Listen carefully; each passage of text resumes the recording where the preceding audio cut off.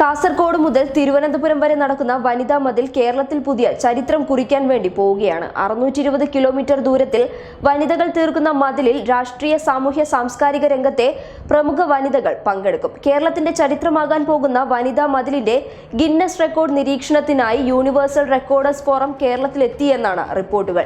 നവോത്ഥാന മൂല്യങ്ങൾ സംരക്ഷിക്കുക എന്ന മുദ്രാവാക്യം ഉയർത്തിപ്പിടിച്ചാണ് പുതുവത്സര ദിനത്തിൽ വനിതാ മതിൽ തീർക്കുന്നത്. ലോക റെക്കോർഡിലേക്ക് പരിഗണിക്കുന്നതിന് ആവശ്യമായ രേഖകൾ, വീഡിയോകൾ എന്നിവ തത്സമയം പകർത്തുന്നതിലേക്ക് 10 ജില്ലകളിലായി ജൂറി അംഗങ്ങളെ ഫോറം നിയോഗിച്ചു. ലോക റെക്കോർഡ് നേടും എന്ന് അവകാശപ്പെടുന്ന വനിതാ മതിൽ തത്സമയം റിപ്പോർട്ട് ചെയ്യുന്നതിന് ലോകത്തിന്റെ പല ഭാഗങ്ങളിൽ നിന്നും മാധ്യമ സംഘങ്ങളും എത്തിത്തുടങ്ങി. വൈകുന്നേരം 4 മണിക്ക് വനിതാ മതിൽ തീർക്കും. തുടർന്ന് മതേതര നവോത്ഥാന പ്രതിജ്ഞയും. കാസർഗോഡ് മന്ത്രി കെ ശൈലജയും തിരുവനന്തപുരത്ത് ബൃന്ദ കാരാട്ടും വനിതാ മതിലിന്റെ ഭാഗമാകും. ഇടതുപക്ഷ മഹിളാ സംഘടനകൾ 50 ലക്ഷം പേരെ അണിനിരത്താനുള്ള ശ്രമത്തിലാണ്. News desk public Kerala.